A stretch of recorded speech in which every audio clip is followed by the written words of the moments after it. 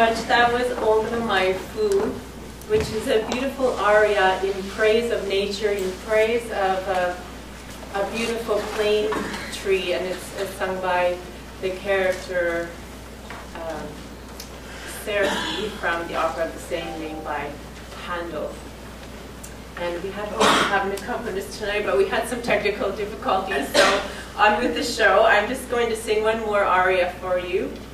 And this is Cherubino's aria from The Marriage of Figaro, Voi che sapete.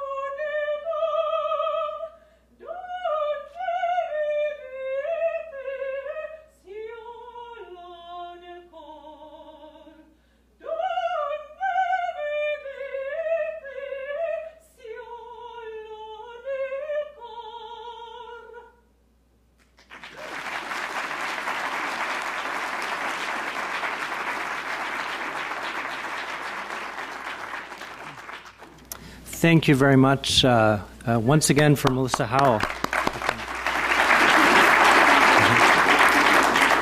Melissa is with a group called Opera Brevissima, and each November SFU partners with Pigeon Park Savings to do a night of opera music that was inspired by the work that Jim Green did at Four Corners Bank and the operas that they would organize with the predecessor Opera Breve. So it's wonderful to carry on that tradition of opera music in the neighborhood. My name is Am Johal. I'm Director of Community Engagement here at SFU. It's a great honor to have our second annual Jim Green Memorial Lecture. I used to work with Jim in the late 90s, and I'm seeing very many friendly faces that I haven't seen in a very long time. It's great to honor Jim inside of a building that he was so instrumental in bringing about. Tonight is a lecture with Bob Williams, a night of storytelling. And just a little bit more about the memorial lecture. It was set up to honor Jim's work, and the focus of it will be around architecture, arts and culture, housing, urbanism, community development, all the things that Jim was working on for so many years. And following the talk by Bob, we'll be having a reception in the World Arts Center on the second floor, which are all welcome to join us at. And we'll also have the Woodwards Community Choir there, led by the wonderful choir director, Vanessa Richards, who will all have you singing before the end of the night. Here to introduce Bob, I ask you to join me in welcoming Heather Redfern.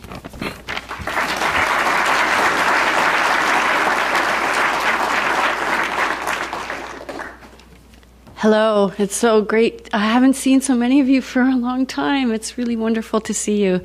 It's fantastic to be here, and I would like to thank Vancity and SFU for this amazing gift to us to bring this group of people, anybody who wants to come, others as well, together to talk about some of the things that were important to Jim. So it means a lot. And thank you very much. Now to my job. My job is to introduce Bob Williams. But before I do that, I found a little clip. And it's Jim talking about the book that he didn't write and what he wanted to talk about in the book. And it's just a couple of minutes, but I think it really sets this up beautifully. So if we could have that clip, please.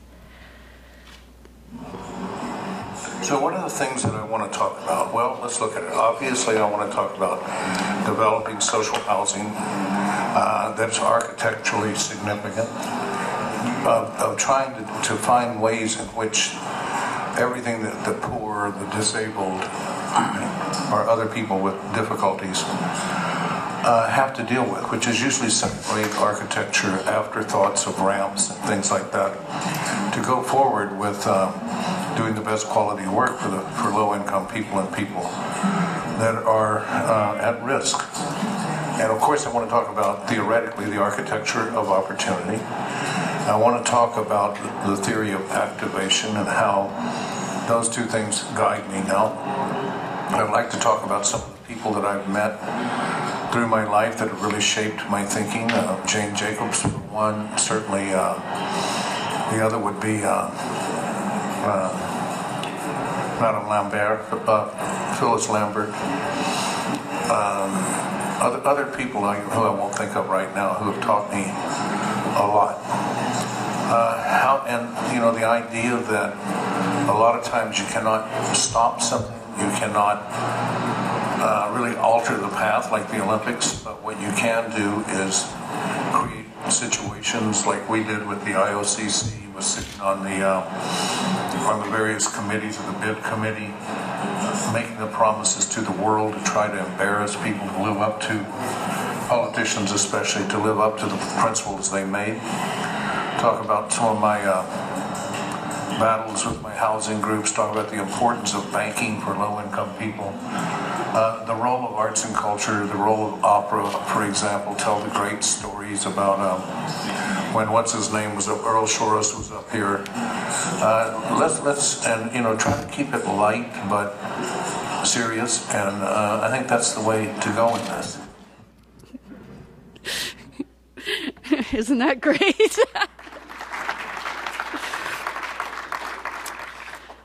So I really thank you for the opportunity to introduce Bob Williams to you tonight. Bob is a man that Jim looked to for inspiration. He admired the work that Bob had done as an MLA and cabinet minister on projects such as establishing the agricultural land reserve, preserving endangered wilderness areas, and the work that he has done with Vancity. As Jim said, you need both theory and action to make meaningful change. And he admired Bob's ability to do just that. Because of Bob, Jim had the opportunity to attend the University of Bologna, where he learned about the cooperative movement in Emilia-Romagna. He returned from that trip inspired by what he had seen and began to apply the theories he learned to his own work in Vancouver. The theory of activation definitely came from that. Like Jim, Bob is tenacious. And when he decides to do something, he sees it through. This is why when Jim toured the Centre for Social Innovation in Toronto, he approached Bob about helping him create a Vancouver version of this integrated community. Now Bob is working tirelessly to do just that. Jim also greatly admired one of Bob Williams' other major projects, the Railway Club. Jim was at the Jam every Saturday afternoon whenever he possibly could be, and some of our dancing friends are here from the Jam, which is so cool. These days, Bob Williams is a member of the Vancity Board of Directors. He has degrees in economics. He has degrees in economics and city and regional planning from UBC. He was instrumental in the development of the Vancity Community Foundation, Vancity Capital Corporation, Vancity Enterprises, and Vancity Enviro Visa. Bob is credited with saving Blackcomb Mountain from logging and in establishing and protecting millions of acres of wilderness park in the province, including the Spatsizi Plateau Wilderness Park, which as a result has been protected since 1975. Please welcome a dear friend of Jim's and a force to be reckoned with, Bob Williams.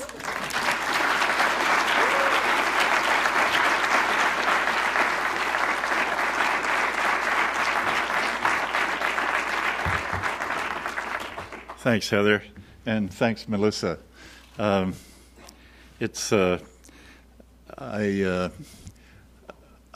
just like to refer to some of the stuff that Jim just said on the tape.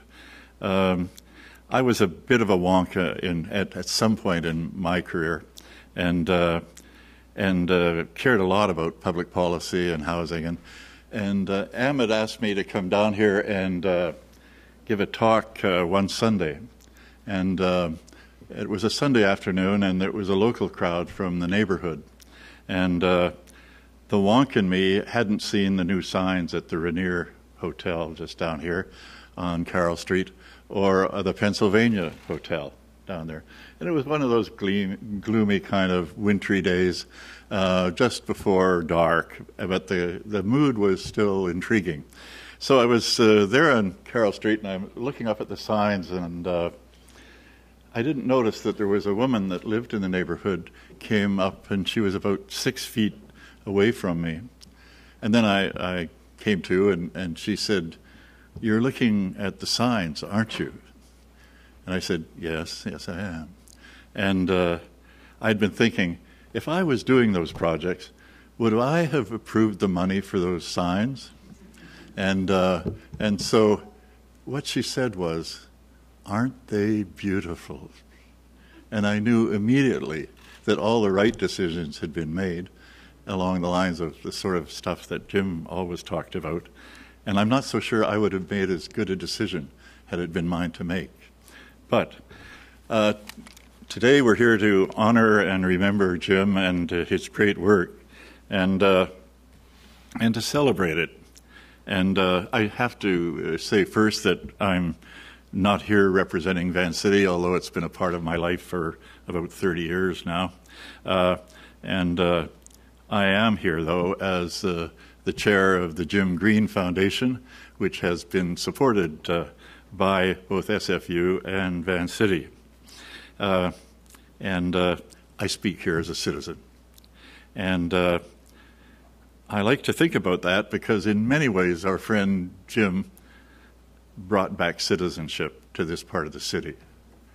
I remember one morning had the opportunity of meeting with Alinsky and Ralston Saul, John Ralston Saul, and talking about a range of things. And Saul said, you know what I like about your city? No. He said, I love to come here because I think it's different than most of the big cities of Canada. And he said, you've got this jewel of a town, to the west in the Downtown Peninsula, where there's been great planning and a lot of good design and amenity, the waterfront and so on. And then you've got the Downtown Eastside, right beside it. He said, what I like about this town is it's right out there. It's right out there, and you have to carry on a social dialogue between these parties. And I think that's right. Jim, last year, I must say that I was here with many of you last year, and Ken Leote spoke, and Ken, as everybody knows, did great work with United We Can. And his talk was raw and moving and profound. And in comparison, I'm humbled to be here after his presentation. We both, Jim and I, had parallel histories, although he was a decade younger than I. And I'd like to talk a little about my growing up on the East Side and the evolution of my work to some extent and how it blended with Jim. But about Jim, he arrived here really as a very young man of 24 in 1967. And he was, of course, getting away from an ugly war that the Americans had carried on for far too long in Vietnam. And the fact that he headed north at that stage of the game says a lot about him. He came from a military family, a very strong mother that loved that military history that they all shared. But in that year, though, he'd just completed his degree in physical anthropology down in Colorado, and he started community organizing there for the Head Start program down in the U.S. when liberals began that important program way back then. But it was the 60s, and they were ugly times. So Jim headed north, like so many. And this exodus from America, I think, gifted this country dramatically. And these were citizens of conscience that weren't going to be part of that ugly war. So Jim headed north, just headed north. He ended up in Alberta, and he wondered if he'd made the right decision. But he kept heading west and knew he'd found his right home. And once he got here, he adopted us. And as he spent his time here, he realized that there was an orphan in our midst, and it was the old community that, as a kid, I called Skid Row. And he met other leaders in this community, Bruce Erickson, Gene Swanson, Libby Davies, and many others. And he was asked to join them with Dira and the great work that Dira did through those years. And so now the orphan neighborhood changed. And it had a community organizer and all of the other leadership. And community organizing was, I think, a fairly new phenomenon in some ways in this city. And all of a sudden, people here that had been forgotten and ignored became important. And Jim got a reputation here as being the straightest shooter most of them had ever come across. He was a man that could be trusted, and in a community that in many ways had lost trust. Jim's work of helping people one-on-one was powerful stuff. But as he worked through, he realized that the core to dealing with a lot of things down here in this neighborhood was housing. And so it became a great fight to establish more and more social housing. And that meant organizing again, organizing the neighborhood that had never been organized, really. And to produce housing in this country, you have to work with 3 levels of government. Not an easy job for anybody, and certainly a challenging one for a young man from the South. But the social housing that he achieved is simply unequaled in our part of the world, and the kind of redeeming qualities that it brings out of us showed up. So what we were really building, or he was building, was a new citizenry in this part of the city. And people had identity when they may not have really had it before, and some power and some hope. And it was transformational for everyone down here. Jim's first project was on Alexander Street, just down below Powell Street. And he worked with Ron Ewan and other architects of the day. And in that first project, it was older loggers, former seamen, and about 30% of the Chinese community in the neighborhood. It was a new mix, Roberta advises me, in terms of those days. And how did they start making that group socialize? Well, it started with landscaping in the courtyard. It started in potluck dinners. And all of a sudden, they were busy building a new social base and a new community. This is a bit of a segue for me to talk about Alexander Street in a different way. Alexander Street, I never knew, and I'm sure most of us here don't know, was one of the most fashionable streets in the city in its early days. After all, it had a view of the harbor and the mountains and handy to downtown. I didn't know that, but a wonderful city councillor back in those days, when I was getting involved in politics, Aeneas Bell Irving, an old, wonderful Scot family here in town with a long history, he told me that the family's first house was down on Alexander Street. That kind of blew me away. He was a true blue Tory, and there he was, there from the old lefty East Side.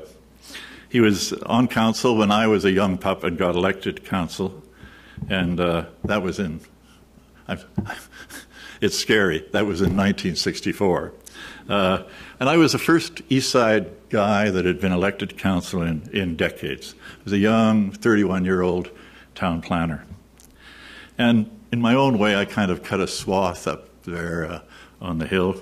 And I was terribly upset at how backward we'd been in some of our planning work here in town, and that English town planners that dominated City Hall in those days had embarked on a slum clearance program heading for all of Strathcona. I was later supported by Mike Harcourt and Shirley Chan and Bessie Lee and many of the Chinese Canadians in the neighborhood. It was a really important moment in our history. But we had English town planners here, no Canadians need apply, and they did wind chill surveys of the Strathcona neighborhood and really thought most of those old houses should go. But the folks in the neighborhood got a hold of me, the new pup from the East Side, and said, look, you know, they're going to offer us $15,000 for our house, and that's way back. And they couldn't buy another house in the city for that money, of course, because Strathcona wasn't fashionable at all in those days. But I was able to really go after these senior bureaucrats at City Hall to the point where this kind of Gerald Sutton Brown was city manager, and he had been the city planner, and he was quite a kind of a Rex Harrison type, and he wore these Savile Row suits, and I was still a kid from the East Side that didn't talk in terms that he particularly appreciated. And I kept exposing some of the work that these English town planners were doing. I said, where was the social analysis that you carried out to come to these conclusions about this old neighborhood? And his Savile suits would end up with the sweat under the arms by the end of the council meeting. But he did say to me, you're not going to last here long. You're going to keep moving up. I hope, he said. And we did have... I happened to own a house on the East Side on Wall Street, which allowed me to run for council. But in those days, a tenant could not run for city council. It was a fairly old-fashioned idea that some might say started in feudalism or something like that. So I started rounding up the votes on city council, wondering if we could change the city charter. And Aeneas Bell Irving was the guy I knew I could win over. And I said, Aeneas, you know, and he was my age then. He said, I said, you know, you've moved out of your house and you sold it and you've moved into an apartment. It's just not fair that you couldn't run for city council again, you know. And your friends, they're doing the same thing. We didn't have condos in those days. And he said, you know, you're right, Bob, it's wrong. And as a result, the hard right-winger on council, Earl Adams, who was a bright fellow and generally ran the ship, thought he had the votes to block me. And then delightful old Bell Irving voted for my motion, and it went forward to the legislature. But when it happened, good old Earl Adams couldn't help himself, and he said, for Christ's sake, man! And as a result of all that, it made it possible for Jim Green to run for council, and many other great people as well. But the wonderful thing about Jim, amongst many others, but he was able to uncover good people where nobody else saw them. And he had a nose for qualities that he suspected were there or he saw pieces of. And so he gave people opportunities like Ken Leotier from last year, the opportunity to really use their skills and their talents in creative ways. it was really one of the great gifts that he brought to the work he did in this neighborhood. And of course, we all know he had a great sense of humor. Occasional longshoreman's language that I shared with him in private sessions, which were a lot of fun. Establishing Four Corners Bank, and it's still there in the form of Pigeon Park savings, and I'm happy to say backed and funded by Vancity, like so many other things. But Jim spent so much time working one-on-one with people. He'd go out late at night, he'd deal with problems in the city, in the neighborhood, or people with mental health problems. The list went on. And it was his long suite. You know, he was generous of himself. He had a generosity of spirit. And as a result, everybody in those days trusted him, just trusted him implicitly. When I walk around with Jim in the neighborhood and looking at sites around the neighborhood for housing, you know, there was barely a soul that didn't recognize him as we moved through this part of the city. He really was a prince of the city.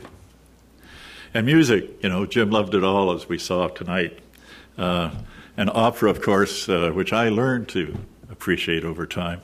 And rockabilly on Saturday afternoons at the Railway Club, which my family ran. And to see him there with the young people, the young rockers and the rockabilly kids and so on, he was able to really talk to them. And it was kind of music in a way to see him in that lovely old room and with the fading light of day and the music grinding. It was really one of the fun places of the city for a long time. But he was also a guy that really was a great urban policy man. And he linked me up with all the folks in Portland years ago.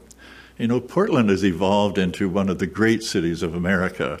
When I was young, it was kind of a dowdy place and not very interesting, and you'd move on to other towns down the coast. But Jim saw the change that was occurring, which was very exciting. It's one of the great cities of America now.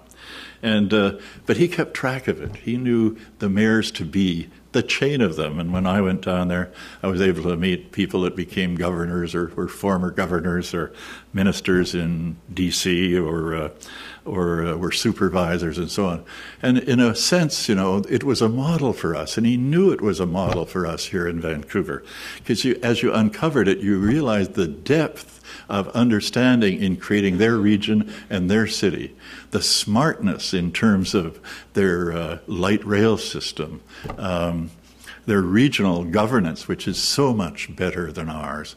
It was such an intelligent place, and where the wealthy in that town actually had a sense of noblesse oblige, for want of a better term. They cared about the city, and they felt obligated to it. A lot of these are qualities that we don't have to the same extent in Vancouver, I'm afraid. But I, in turn, was able to treat him and have set him up for meetings with my friends in Bologna. And Bologna has been a fascinating exercise for those of us at Vancity. We've probably been going back and forth for a dozen years. Those of you who are Vancity members, it's really worth all the money. But it really is. It isn't a lot of money, but we now send about 25 people of our staff a year to Bologna. And my colleague in that work is Elvi Del Bianco, who is here tonight, and he carries on with the great work. It was a chance to meet two of the greatest scholars in the world, Stefano Zamani and his wife Vera, trained by great Nobel laureates in Britain, and it's been the grandest education I've had to understand a community and a great university that goes back to 1088 that is many ways the cooperative economic center of the world, and to begin to understand what cooperative economics is rather than just corporate economics and competition. There's a rich mix there that is unequaled in the world. You know, the great scholars in Harvard recognize it as the most networked, most economically democratic place in the world. And so it's been something of a model for all of us folks at Vancity. I think we're on our way. My colleagues at Vancity are on the way to generating a kind of know-how within the credit union around cooperative economics that will play a transformational role in this region. And that is very exciting. And Jim shared in that in Bologna and here. I went on and into overt politics for a period and was the MLA, and Dave Barrett was a little older than I, but we both went to Britannia High School on the East Side. And in that government, as Heather said, I was able to do several things that she mentioned. Councillor Meggs, who is here today, wrote, along with his buddy Rod Mickelberg, a rollicking fun book about those years, and it's called The Art of the Impossible, and in many ways it was. Then later, I became a civil servant in the Harcourt and Clark governments of this province, and Jim became a civil servant as well. And I was able to establish offices here, and he said, "Hey, got room for me?" And you bet. So we shared offices for quite a while. And out of that office, Jim was able to establish the wonderful Blade Runners program that is still operating today, and which is helping marginalized kids in this community effectively and moving them into the workforce, and again, like so many of the other things he did, helping make them full citizens. And the generosity out of this man continued in terms of all the work we know about here, but he was always the guy that stepped aside for others. Later on, he was charged with being a bully in a political campaign. This, in many ways, was the softest guy in some ways and the toughest guy in some ways. But he stepped aside for others again and again, for people that ran in for the provincial legislature and turned out to be great MLAs, stepping aside for Larry Campbell, who proved to be an interesting and fun mayor while Jim was around there as well.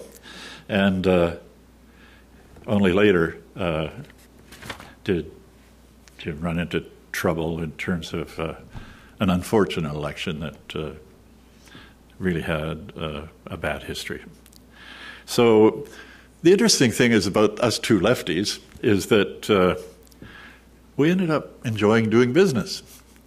I enjoyed creating crown corporations, and they were successful. I mean, an old town planner operating many pulp mills and sawmills, who'd have guessed, including me. But it tells us something about the inadequacy of management in the province, I think. And we don't think about that enough in British Columbia. We go after our politicians. We don't go after our business managers. And Jim simply became the biggest player in the social housing business. And you know, we both learned different things as we moved along and trying to be effective and pragmatic. We both liked hybrid structures and avoiding conventional processes, which is the mantra for most of the system now. And after chasing the Woodward's dream and finally being able to land it at City Council and close to achieving it, the bureaucrats at City Hall said, well, you know, it's still got to be a bureaucratic committee. Jim wouldn't have any of that. And so the management committee that thought they were going to have a management committee with respect to this complex, Woodward's, became a hybrid committee. And you can be sure Jim Green was on it. Would Woodward's be what it is today in terms of the mix it is, that the challenging exercise there was, would it be the same if Jim hadn't insisted on that? And we've got this simplistic, bureaucratic linkage structure still prevailing in the city of Vancouver. And it's one of our big problems, this separation of management and the policymakers. It's a bit of a game when you really uncover it. And Jim knew that it was. And would Vancity be what it is today if there hadn't been different people there and making sure that it, I mean, what bank in North America would send 25 employees every year to the University of Bologna, going back to 1088, a center of cooperative economics? None. Absolutely none. And yet, it's transformational. You start getting reports back that indicate that people in Vancity understand the language of cooperation. And in that part of Italy, it actually moves on to the point where it's a world of reciprocity. Imagine in this town, if we went from, just the corporate model to a more cooperative model, and the equity that comes out of a cooperative model, and then moves on, as it is in Bologna, to a world of reciprocity, where this is a place where, there's such level of trust that transaction costs are virtually eliminated. That's worth probably 20% of the cost of production.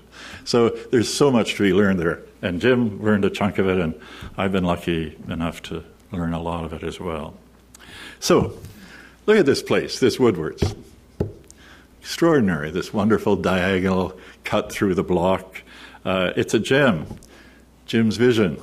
And it's beyond his wildest dreams. SFU, the engaged university. I went to UBC, and damn it, they don't come close to SFU. They don't come close. Andrew Petter calls it now the engaged university, and it is. I mean, this work of HOWELL here and the extension out in the community is extraordinary. The Milton and Fay Wong Theatre, the Gastown Riot model, 200 social planning units, the mix with market units, the Woodward's Choir, you'll hear later, Vanessa Richards, and they're like, in many ways, it doesn't get much better. So we all owe Jim greatly for this work. I ended up having a kind of a crazy similar vision, but it was out in Whalley in Surrey.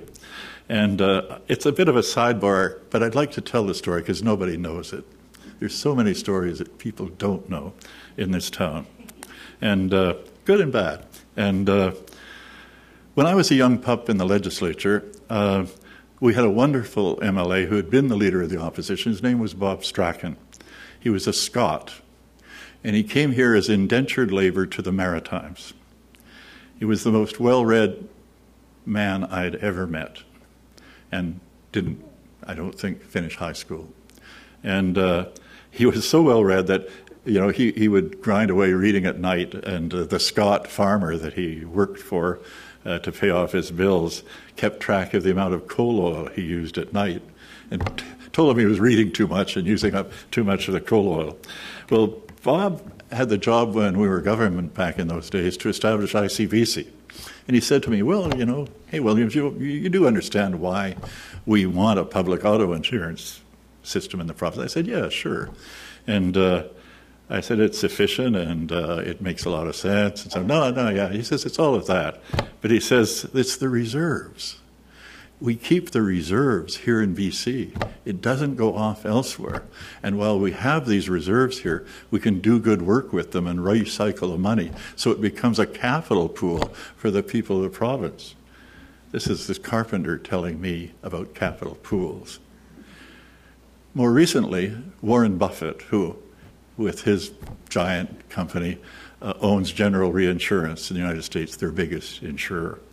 He was asked, why is it you like insurance so much, Mr. Buffett? And he said, it's the float. I like the float, I guess. And for me, it's been an incredible thing to reflect on it. The carpenter and the capitalist, fellow travelers. It's quite a sight.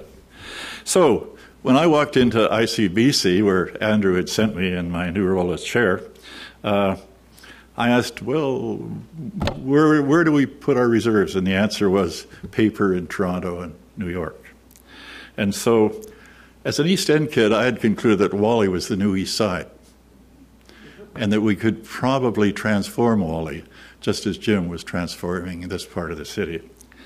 And so we ended up buying a shopping center, converting it, getting Bing Tom to do the design, putting a university there. Whalley was where the concentration of kids was and will continue to be for another 25 years. So the chance of showing kids a university right at the main junction in what was then a kind of suburban slum in some ways was a transformational role. It turned out that it was transformational. The Mayor of Surrey says that $3 billion has now been invested in Whalley since we began that project from ICBC. It just kind of shows you what you can do in government if you really care and if you're creative. And Jim showed that again and again. But I see this now and I ask myself, could Woodward's be any better? And yes, it could, especially if we linked it up with Vancity, SFU, and considered the other dream that Jim Green had, a center for innovation. 8 years ago, Jim asked me to go and have a look at the center in Toronto. It came out of a big old factory on Spadina, and Margie Zeidler and Tanya Sermon started to realize that it was relatively low rent, that there was a real kind of role for another business. Tanya had proved to be a really good organizer, and was providing backup for the NGOs and small professional outfits and so on. And so they ended up picking up another building on Spadina and turning it into a center for social innovation. It became a powerhouse in Toronto with small businesses, hot desks, secretariat, cafeteria, backup, roof garden. It was terrific, really worked. And it was having a huge impact on public policy, both in Ontario and in the city. They carried on and bought another building in Bathurst. And so after Jim died, I got a few of us, Elvi Del Bianco and Mauro Viscara, myself, and we had a look at it again. Earlier, I had said to Jim, I don't think we've got the human capital to pull it off. And I wasn't sure Vancity was ready to do it either. But this time we went back, and by this time, here was SFU, developed as it is, with all these departments doing terrific work. And there was Vancity with dozens and dozens of social entrepreneurs, both in our credit union and in the community foundation on Hastings Street. So it was, the time looked right. And the folks at Vancity ended up agreeing that it was right. If we're going to remember Jim Breen, let's maybe try and do it by continuing to further his work.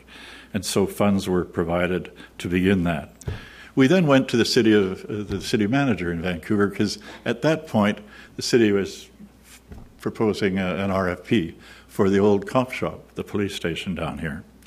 And so we talked to the city manager about it and said, look, it's not exactly what you're talking about in terms of technology, but we think we could marry this innovation thing and the social thing and the community with some technology. And it might be a fascinating mix, because some of the Americans are developing technology around social enterprise. And that could be a fascinating new mix. And in a way, you start thinking about the human capital down here at Woodward's, the human capital over there at Vancity, at Terminal in Maine, and you think of that human capital pulling together into the old cop shop and with the community, and then it starts looking pretty exciting. And you start to really appreciate why Jim was so keen to have it happen here in Vancouver. So amazingly, at that meeting, the city manager said quietly, I think it's nirvana, what you're talking about. So we were very excited. And we ended up grinding away. Alexandra here with Thomas tonight, and David Cookson, and Viscara, and myself, and Thomas Bevan, and Elvi, and a small group pulled together and created, I think, a really worthwhile business plan for this.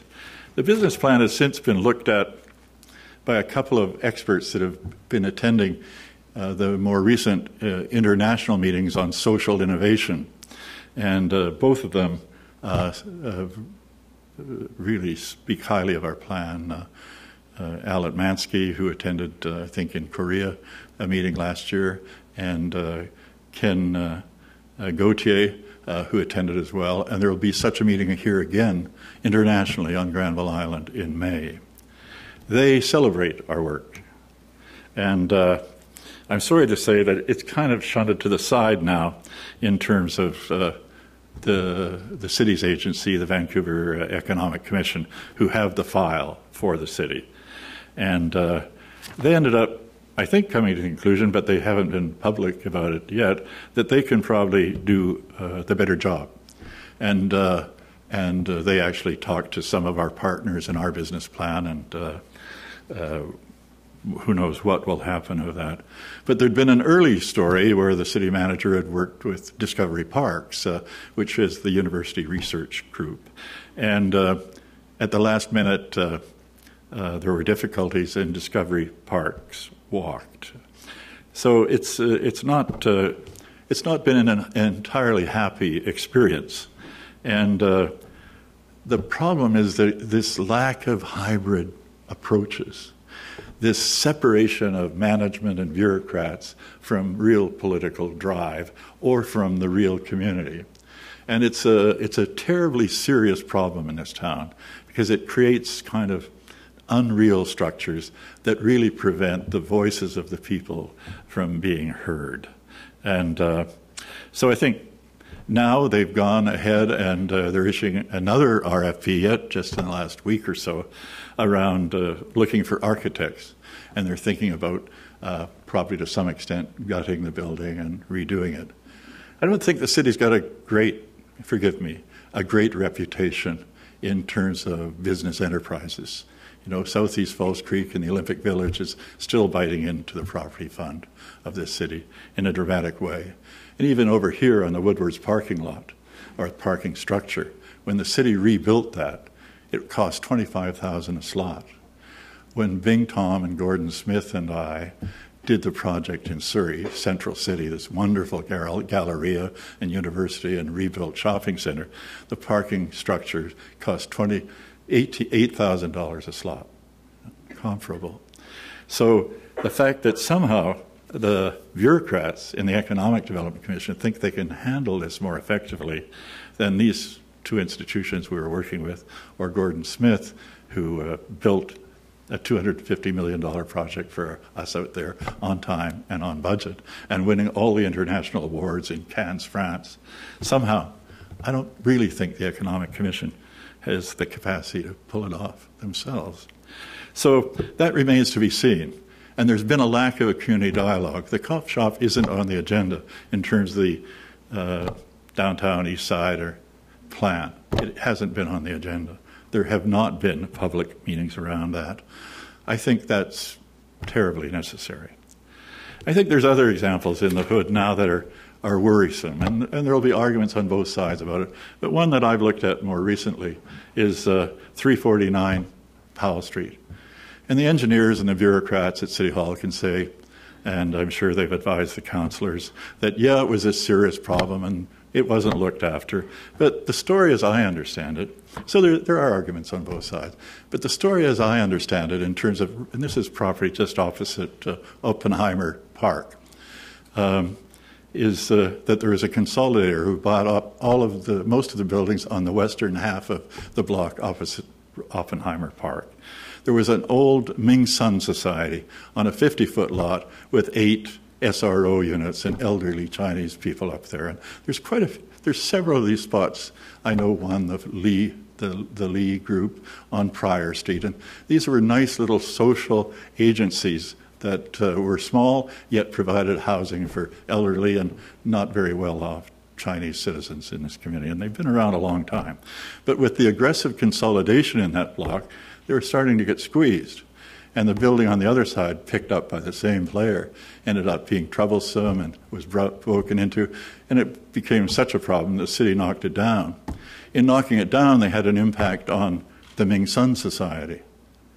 And they looked at it, the engineers, they concluded that it probably should come down too.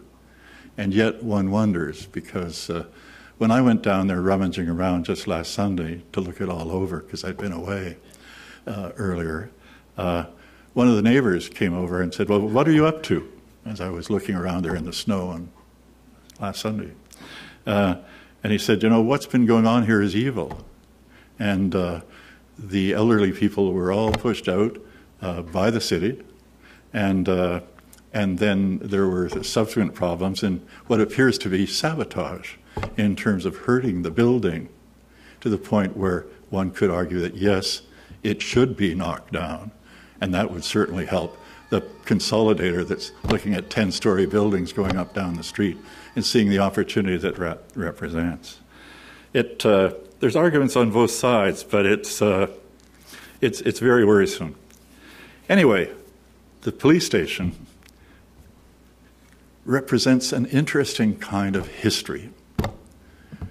You know, this is the police station that didn't want to listen to their own member who took his degree at SFU and became something now of an expert in North America on serial killers. But he was resented by many in the cop shop. And in fact, they let him go. And so, how many women were murdered at the hands of a serial killer before it was dealt with? That kind of sears the soul of this town, I think. I don't think any of us can quite forget it. And in a sense, then, the cop shop represents symbolic capital. It's a symbol of things done wrong for too long. And I want to be totally harsh with the cops. Some of those policemen, the tears just roll down their cheeks when they're at a public meeting over that particular issue. We did not serve the First Nations women well in this town. They are right to continue the march on February 14th, as they do every year. It's something we owe. That building needs to be redeemed. And putting an American technology outfit into it, as the Economic Development Commission has wanted to do, is no answer in terms of that redemption. I know where Jim would be in that fight. He'd be there to redeem that building and to redeem it for the community. There has to be open discussion in this neighborhood, in this community, around the possibilities that that building represents. Jim would have led the fight to see the cop shop become a center for social innovation and inclusion. I think he'd want us to join that fight. So I haven't given up on that one, and I hope you won't either. Jim,